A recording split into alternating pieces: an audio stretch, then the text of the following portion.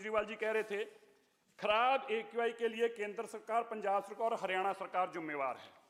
फिर 1 नवंबर 2018 में उन्होंने कहा सुबह 9 बजे आम जनता सड़कों पर रहती है, जिसके कारण 9 बजे के बाद दिल्ली में भारी ट्रैफिक जाम लग जाता है, इसके कारण प्रदूषण है। माननीय गोपाल राय जी ने तो यहां तक कह दिया कि लोग शादियों में जाते हैं, इसके लिए प्रदूषण बढ़ जाता है। फिर नवंबर 2018 को कहते हैं दिल्ली में बढ़ते प्रदूषण के लिए पंजाब की पराली जिम्मेवार है। फिर दिसंबर 2019 में अरविंद केजरीवाल कहते हैं मुझे खुद ही नहीं पता दिल्ली के प्रदूषण की वजह क्या है। इन्हीं का कोट पढ़ रहा हूं मैं तो। और आप देखिए हजारों सैकड़ों करोड़ रुपया प्रचार पे खर्चा कर रहे हैं और आप तक आज तक यही नहीं पता। और ये कब की बात है, 2019 में आपको यही नहीं पता कि दिल्ली में प्रदूषण का कारण क्या है।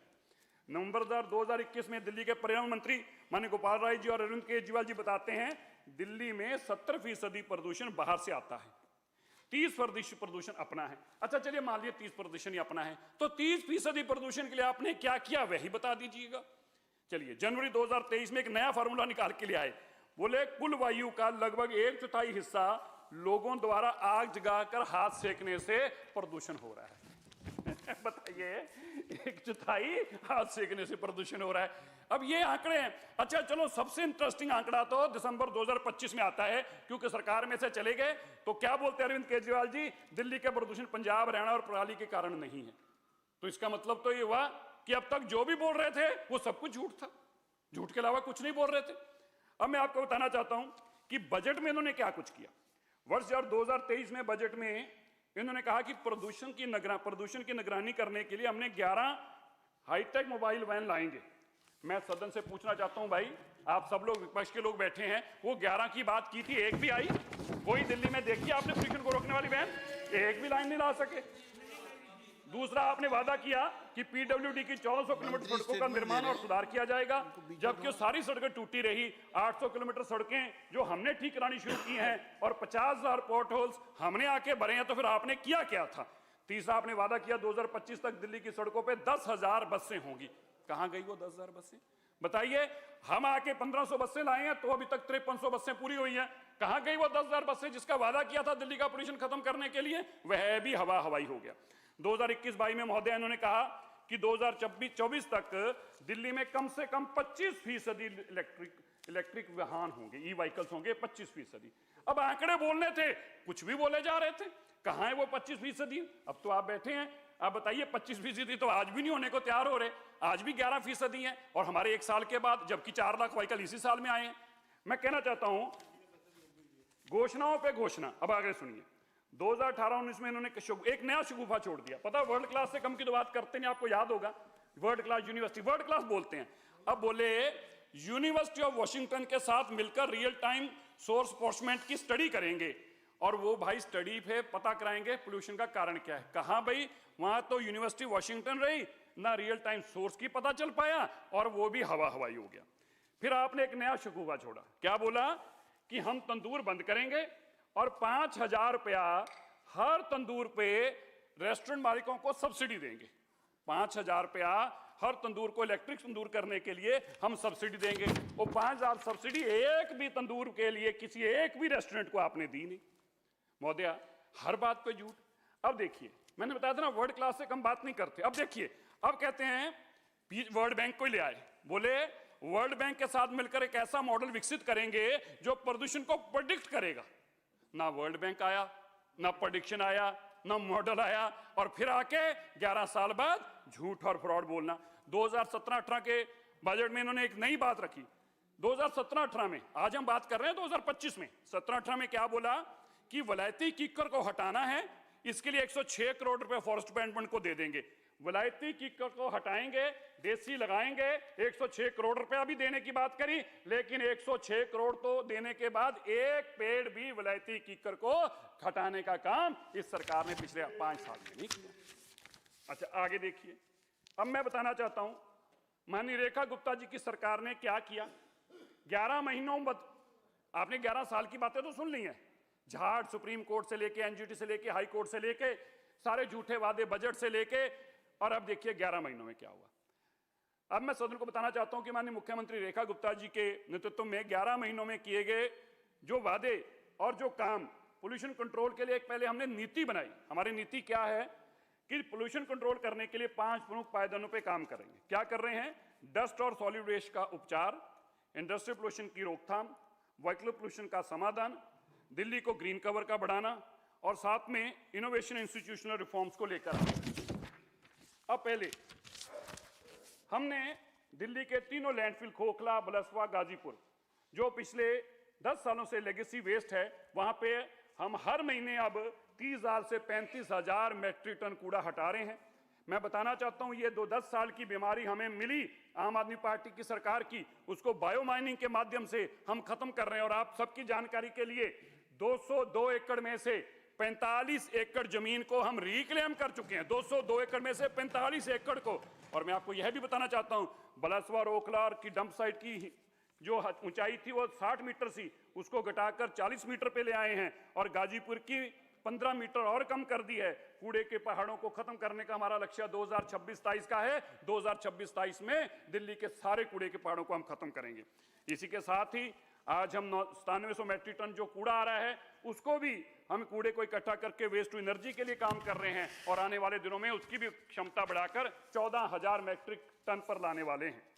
अध्यक्ष जी, हम दिल्ली के प्रमुख वार्डों में हर महीने लगभग 250 मैट्रिक कूड़ा हटाने का काम कर रहे हैं, जो नई स्कीम के तहत हमने शुरू किया और इससे तहत दिल्ली में बहुत बड़ा कूड़ा मुक्त करने की एक जंग चल रही है। इसके अलावा रेखा गुप्ता जी की सरकार ने एमसीडी को सॉलिड वेस्ट को हटाने के लिए 500 करोड़ रुपए की एक बारी की मंजूरी दी है, ताकि एमसीडी कामयाब जब तक नहीं होगी तब तक आप पोल्यूशन से लड़ाई नहीं लड़ पाएंगे। 500 करोड़ रुपए एमसीडी को एक बार की मंजूरी दी है और साथ में ही हर साल 300 करोड़ रुपया कूड़े को हटाने के लिए और सफाई करने के लिए अतिरिक्त दिया जाएगा। ये हमारा दिल्ली के अंदर कूड़ा मुक्त करने का, पोल्यूशन कम करने के मिशन पे लड़ाई है। दिल्ली में पहली बार सभी हॉटस्पॉट्स पर मिट स्प्रे लगाई गई। इसी तरह पूरी पोल्यूशन को, डस्ट को मिटिगेट करने के लिए और पोल्यूशन को कम करने के लिए अब तक 700 से ज्यादा जगहों पे मिस्ट स्प्रे लगाई जा चुकी है। इस साल हमारा टारगेट है 2,500 मिस्ट स्प्रे लगाकर हॉटस्पॉट्स के ऊपर पोल्यूशन को कम करना। अध्यक्ष महोदय, इसी तरह सीएनडी वेस्ट के लिए हमने 14 नई लोकेशन साइट्स को आइडेंटिफाई किया है। इनके ऊपर नई साइट्स के साथ साथ जो पुरानी साइट हैं उनके ऊपर वाटर स्प्रिंकलर्स लगाए गए और एंटी स्मॉग गन लगाई गई, ताकि वहां पे किसी भी तरीके की डस्ट बाहर ना आए जो कि पोल्यूशन में बदलाव बने। तहखंड के अंदर हम नया 1000 टीपीडी का कैपेसिटी से सीएनडी प्लांट लगाने जा रहे हैं, जिसका काम 26 दिसंबर 2026 तक पूरा किया जाएगा। अध्यक्ष जी, बायोमास बर्निंग को रोकने के लिए अब तक हम आरडब्ल्यूएस के माध्यम से 10,000 इलेक्ट्रिक हीटर्स दे चुके हैं। साल 2025 में ओपन बर्निंग के लगभग 375 ऐसी जगह आइडेंटिफाई करके उनके चलान किए गए हैं। इसी तरह दिल्ली के प्रदूषण को नियंत्रण में रखने के लिए हमारी 1812 इन्फोर्समेंट टीम 24 घंटे काम कर रही हैं। हमने दिल्ली में सभी हाई राइज बिल्डिंग्स को, होटल, मॉल, कमर्शियल कॉम्प्लेक्स और जितनी भी हाई राइज बिल्डिंग्स हैं उन पे मैंडेटरी कर दिया है एंटी स्मोक गन लगाना। इससे सैकड़ों बिल्डिंगों के ऊपर एंटी स्मोक गन लगी हैं, जिससे पोल्यूशन कम होने में कामयाब हो रहे हैं। इसी तरह दिल्ली के अंदर सभी कंस्ट्रक्शन साइट्स की इन्फोर्समेंट बढ़ाई गई। डीपीसीसी के माध्यम से कुल 2100 जगह पर इंस्पेक्शंस की गई, जिनमें 847 मामलों को उल्लंघन के चलते 9 करोड़ रुपए का जुर्माना लगाकर सख्ती से हमने पोल्यूशन बढ़ाने वालों के ऊपर कार्रवाई करने का पहली बार काम किया है। पोल्यूशन नॉर्म्स का उल्लंघन करने वाले ऐसे 1072 लोगों के और चालान किए गए। करीब 1 करोड़ रुपए की पेनल्टी भी लगाई गई। इसके अलावा मात्र पिछले एक हफ्ते में एमसीडी इन्फोर्समेंट टीम ने 1886 कंस्ट्रक्शन साइट्स का निरीक्षण किया। उनमें से 140 नॉन कंप्लायंट पाई गई, जिनके ऊपर 22 लाख रुपया जुर्माना करके उनको भी कंप्लायंट बनाने का काम हमारी सरकार ने आकर किया है।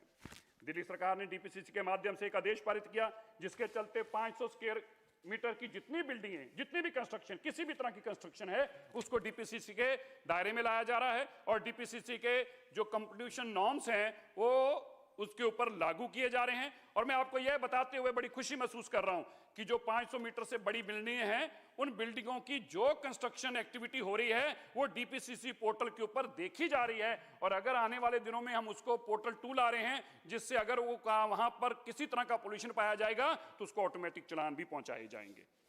इसी तरह हमने इस साल 3655 एकड़ दिल्ली के अंदर 3655 एकड़ खेती हुई, उसमें से 1 एकड़ में भी हमने आग से वहां पर जलने नहीं दी, किसी पराली जलाने नहीं दी। हमने 100% उसको मुक्त रखा। ये मैं समझता हूं कि सबसे बड़ी जीत रही।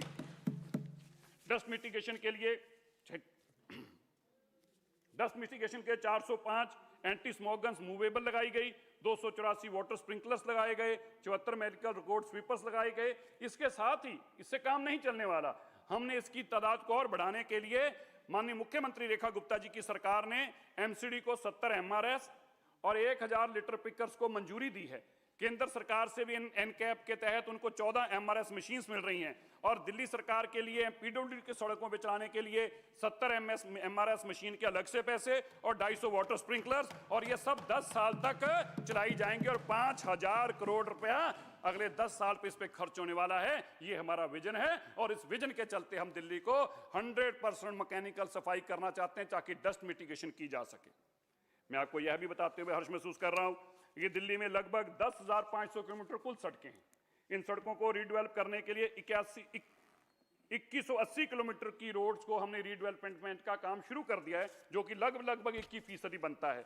और इस साल लगभग 319 किलोमीटर एमसीडी की और 150 किलोमीटर पीडब्ल्यूडी की नई सड़कों का रिकारपेटिंग का काम किया जा चुका है।